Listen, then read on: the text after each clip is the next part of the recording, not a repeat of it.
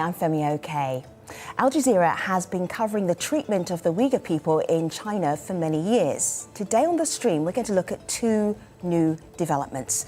The release of police documents detailing what happens to Uyghurs in detention, photographs and documents, and also a recent visit of the UN High Commissioner for Human Rights, Michelle Bachelet, to China.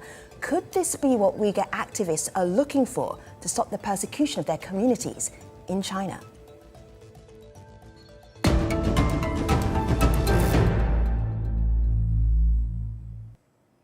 It's good to have back here on the stream Rayan and Sophie and Mamat Jan. They are experts when we're looking at the Uyghur people and the treatment of the Uyghur people in China. Rayan, welcome back. Please remind our audience who you are and what you do. Hi, Femi. Good to be with you. I'm a human rights lawyer and Yale Fellow at the moment. Sophie, welcome back to the stream. Please introduce yourself to our international viewers. Femi, it's such a pleasure to be back. I'm Human Rights Watch's China Director. And Mamat Jan, welcome back to the stream. Please introduce yourself to our viewers watching on TV and online. Thank you very much, Femi, for having us. And I'm Mamat Jan Juma. I work for Radio Free Asia as the Deputy Director of Uyghur Service. We always have so many questions from our audience when we talk about this subject. When we started on the stream many years ago, we had to explain who the Uyghur people were, where they lived. Now I know you know that information. So what more do you want to know about the current situation? The comment section is live. Please utilize it. I am surrounded, Mamat Jan, in this studio by some of the photographs that were leaked from the police documents about what was happening in Xinjiang. Some of these pictures go back to 2018. I know that you've been looking at the pictures. You've been trying to find out who they are, what happened to them. What can you tell us about this leaked packet of documents and photographs that you didn't know before? Because we have been talking about bad treatment, poor treatment, torture of the Uyghurs. Now we can see it.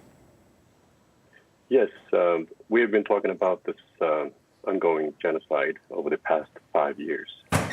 And we have had a lot of leaked documents before, but this one is more powerful because we got at least 5,000 pictures in this leaked document, and about 3,000 of them are identified. And when you look at them, you see fears, defiance, confusion, and dismay, or just blankness in their eyes. And when you look at their ages, one of them the youngest one is 15. Her name is Rahila Umar. She should have been in middle school at this moment, and unfortunately, she is rounded up as a terrorist or someone to be educated in the Chinese terms. And the oldest one would be 73 years old.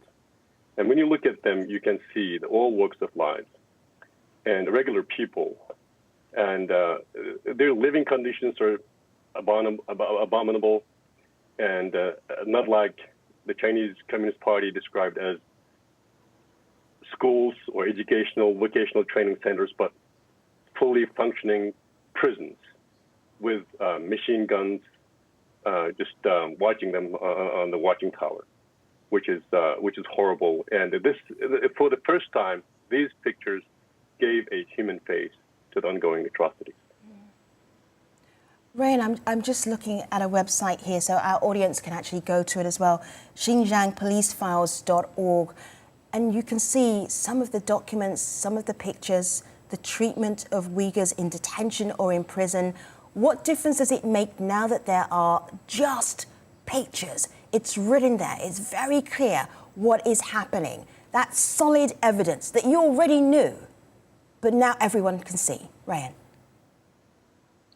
Yeah, Femi, a picture speaks 1,000 words. I think indeed this is a watershed moment for the Uyghur crisis, because not only we have names of those individuals who are trying to fight their dignity in the most difficult situation, but we also have a strong evidence, irrefutable evidence that would only add to the extensive body of evidence that investigative journalism uncovered, as well as satellite images and survivors' testimony and family members' testimony have been accumulated over the years.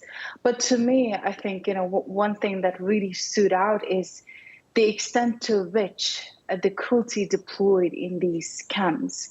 We've all talked about torture, but it's very confrontational. You're seeing it with your eyes. You see that man with the baton. You see militarized officers deployed just to subdue one man. And I think that just goes to show the extent to which Chinese government would go to engage an assault against the Uyghurness, the very identity of the Uyghur people. Sophie, there's a quote here that I want to share with you. If trainees, it's on my laptop now, if trainees fail to comply, the armed police officers can fire warning shots. If the trainees refuse to obey orders and continue to escalate the situation to escape or try to snatch weapons, the police officers who carry guns shoot dead. Sophie, is there enough material here for a cases? Oh, Femi, it's not just that there's enough material here. There's been enough material for years now. You know, we have names, we have dates, we have facilities, you know, and by we, I mean, there are many individuals and organizations, journalists, researchers, scholars, you know, who've contributed an enormous amount of information to a hypothetical prosecutor's file. And, you know, this latest leak only makes that file even thicker. There's plenty here to prosecute. The question is whether, you know, anybody has the courage politically to challenge the Chinese government. But I also just want to add one quick reflection about the photographs, which should stop any human being in their tracks. I mean, I look at them and think, you know, these are our friends and our allies, family members. You know, these are people's brothers and mothers and siblings. And to not respond in that way to these very real images of, as Mehmetcan said, fear and distress, and to hold the people who are responsible for putting these people in these positions of fear accountable, to fail to do that is to capitulate to torturers. Yes, when we talk about family members, among this recently leaked documents, there are some unleaked documents as well. They're going to be leaked again, I think. And they found out my own brother's name, and they took a picture of that database line and sent it to me, and my brother's name was there. And his crime was talking to foreign nationals, which could have been me. And he was detained for that. He was a high school teacher. Ahmed Janjuman, he's a very established writer. And he's sentenced for 14 years. And the police told us that he had some sensitive documents, books in his home. And in the leaked document, it told us that he was detained because he was talking to foreign nationals.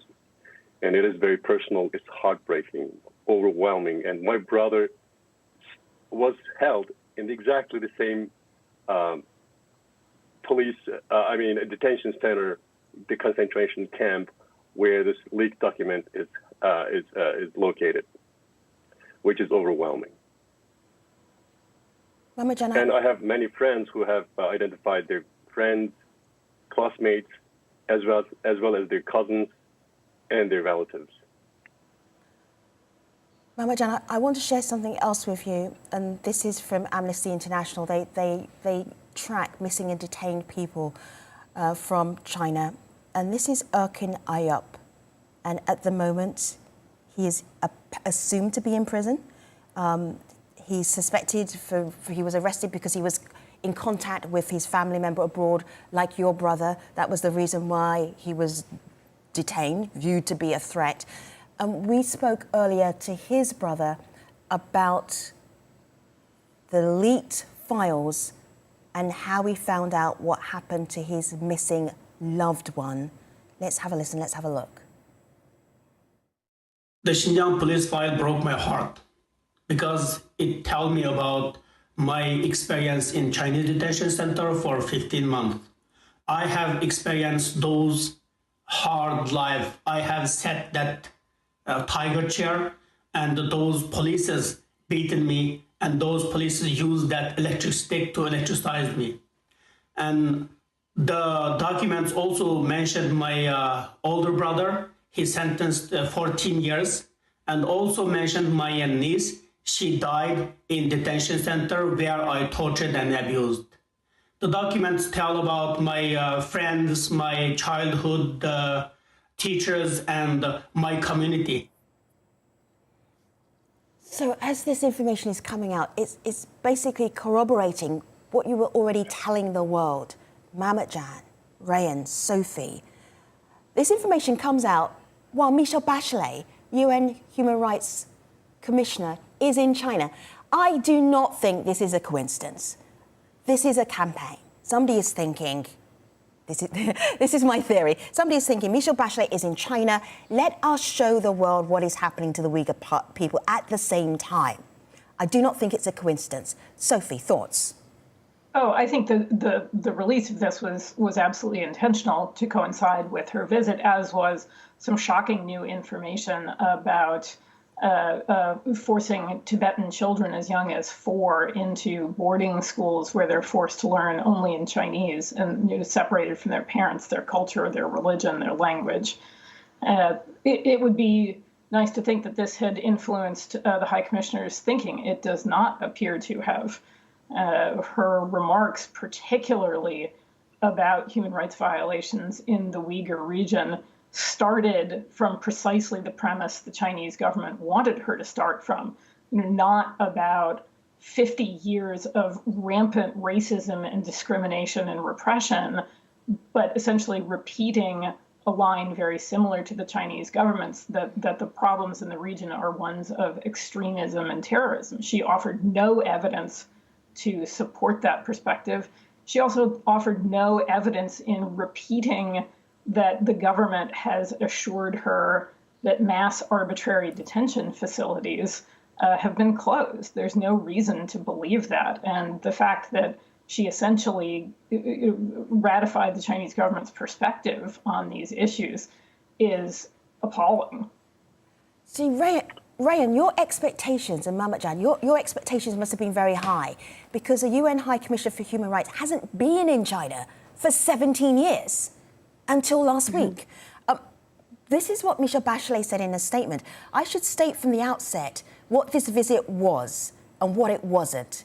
This visit was not an investigation. Rayan, what were your expectations? Well, leading up to this moment, there was a lack of transparency. People around the world look up to her role and as well as the majesty of that office as a beacon of hope for documenting and as well as issuing findings so that perpetrators can modify their behaviors. When she said, after 17 years, we have the first time a UN High Commissioner stepping foot in China to conduct investigation on China's human rights record, she says, we should not expect that. And what else should we expect then? Millions of people are suffering, families are separated. And, as Mametjan said, and Sophie said, these are human beings whose lives torn apart. And for me, I thought that, she would rise to the occasion. She would be the hero that we're all expecting. And there's some sort of a plot, if you will, that, that she would rise to the occasion and totally surprise us. But not only her words fall short, but her entire stance on this issue throughout, as well as even today, really undermined the credibility of that office. And I think that many Uyghurs around the world felt ultimate betrayal. Let's hear from Michelle Bachelet in her own words. This is her debriefing press conference, virtual press conference from last week. Mametjan, have a listen, and then I would like your response immediately as soon as the video ends. Here's Michelle Bachelet. In the Xinjiang Uighur Autonomous Regions, I have raised questions and concerns about the application of counterterrorism and de-radicalization measures under broad application, particularly the impact on the right of Uyghurs and other predominantly Muslim minorities. To those who have sent me appeals asking me to raise issues or cases with the authorities, I have heard you. Your advocacy matters, and my visit was an opportunity to raise a number of specific situations and issues of concern with the government. I will continue to follow up on such issues and instances of concern on a sustained basis. Yes, like Sophie and Rehan said, her comments and her statement is a total betrayal and as well as total failure of her mandate. And there is no any de-extremification or de-radicalization campaign is going on in Uyghur region to speak of, because like she said, there's no, but we didn't have any vocational training centers. They're all fully functional prisoners because China didn't close it off because they're prisoners. They're prison cells. They're just secure prisons, and as well as detention camps. The vocational schools that she mentioned, there is no vocational schools before, and these are mock-up, just some classrooms to show to international media. So when China called, they closed the vocational training centers, which is a lie because they didn't have it before. They had a detention center and concentration camp, and she just parroted Chinese Communist Party's line that the treatment of Uyghurs are just great, and they didn't have any human rights violations. But what they're doing is just a de-radicalization as well as anti-terrorism measures. But we don't have 1 million terrorists in China. We don't have 15-year-old terrorists like Rahila Ömer. You know, they're all lies. Basically, they just became a propaganda tool for the Communist Party. Rain, go ahead. If I can add one thing, it's one thing to say for the UN High Commissioner, I heard you, I heard your appeal. What are you going to do about it?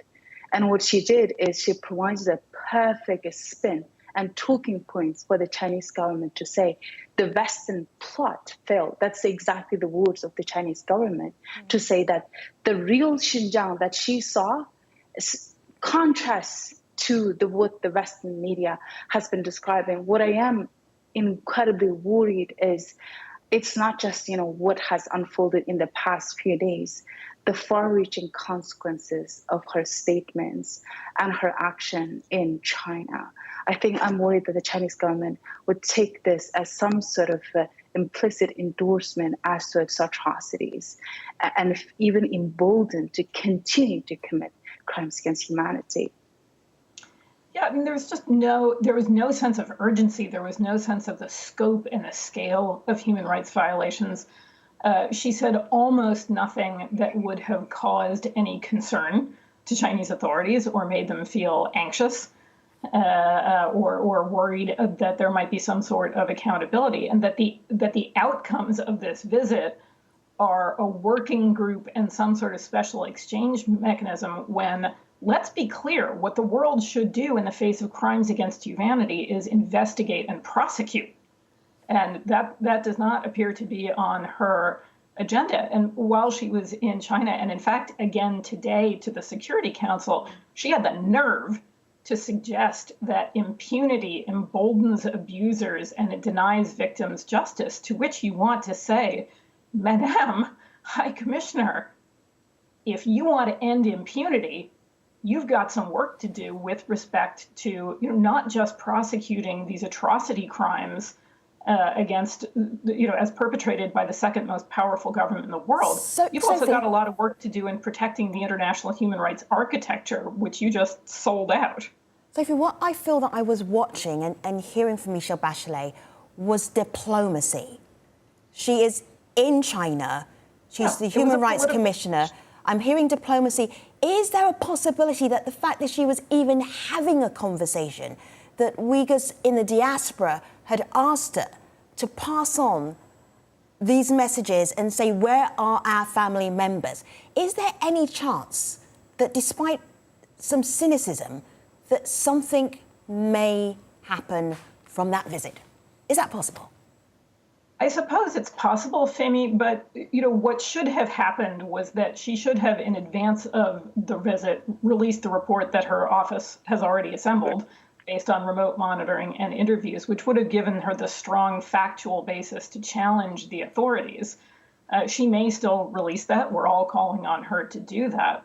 but very little in her performance while she was there suggests that she has the stomach for, or really even the interest in the battle. And, to show up today and talk to the Security Council about the importance of impunity when she's just seemingly, walked away from one of the most pressing human rights crises that should be, yielding investigations, gathering evidence, starting to take testimony from witnesses, imagining how you would put in place a mechanism to actually prosecute people. There seems to be no interest in that. And in fact, what she agreed to are the kinds of diplomatic exchanges that yielded no progress on human rights for 30 years, and in fact emboldened the Chinese government to commit even worse violations because they're pretty confident they're going to get away with it.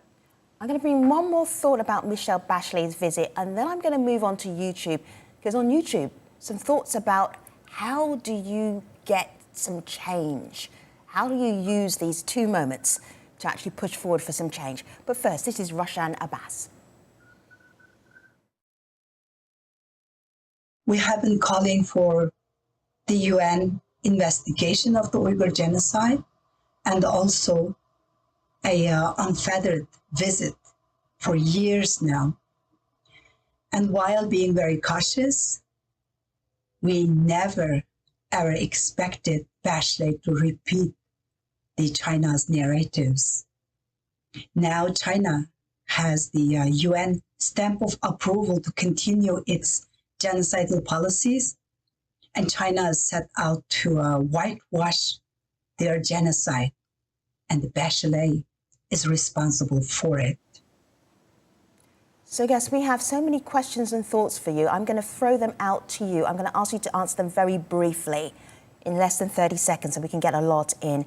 Hassan says that one of history's biggest ever genocides is happening right now, but the world is silent. Sophie. I think the world isn't silent. The challenge is that the entities that have power to act, governments and the UN, to investigate and prosecute as a deterrent to current and future abuses hasn't yet happened. And that's where we need to see action now at the Human Rights Council is a good place to start in about 10 days. I'm so glad that there's finally evidence. Mahmoud Jan, there's been evidence for a long time. So I'm going to ask you this one from another one of our viewers on YouTube. What can the rest of the world, Western world, do to change things in China? Mahmoud Jan. The Western world has been doing a lot, including the United States, and 8 countries around the world and their parliament called what's going on in the Uyghur region as genocide and crimes against humanity. And the United States as well, also 2 consecutive governments called it human rights, crimes against humanity as well as genocide. And the United States introduced many laws, and also introducing laws and implementing laws to prevent forced labor products from China. And basically what's not happening is that international institutions like the United Nations, they failed to take actions because they are compromised. So the Western world, basically, they are doing enough, and they are doing what they can. Right now, the European Commission as well as introducing some laws to counter China, as well as sanction Chinese officials who are responsible in this crime. Earlier, we spoke to Raima Mahmoud, and that question about what can we do? We have seen the documents, we have seen the images. Michelle Bachelet has been to China, she's come back. Now what do we do, world? This is what Raima told us. We demand that governments around the world must acknowledge that the Uyghurs are facing genocide and act on their responsibilities as a result. To hold China responsible, governments need to cut all connections to the genocide through tackling forced labor in their supply chains, ripping surveillance tech used in concentration camps, breaking links with institutions, sanction on officials, and a blacklist of entities carrying out or profiting from these atrocities. Finally, we want those perpetrators to be tried in international court for crimes against humanity and genocide. And that ends this episode of The Stream. Rayan, Sophie, Mahmoud Jan, thanks for joining us. I'll see you next time. Take care.